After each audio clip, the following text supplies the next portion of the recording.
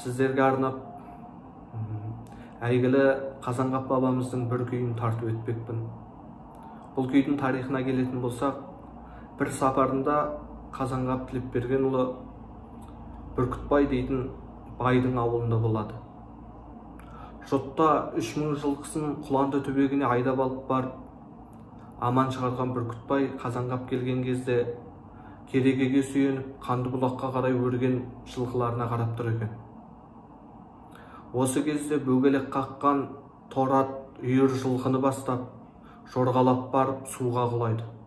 Бұл көріністі көрген Қазанғап домбырасының құлақ күйін келтіріп, Бүркітбайдың қасына келіп күй шерткен екен. Сол кезде Бүркітбай: "Қазанғап, қарағым-ай, бұл менің тор жорғамның күйі ғой" деген екен. Ендеше сол Қазанғаптың тор жорға аттың бөгелек қағуы деген тамаша бір күйін қабыл алыңыздар.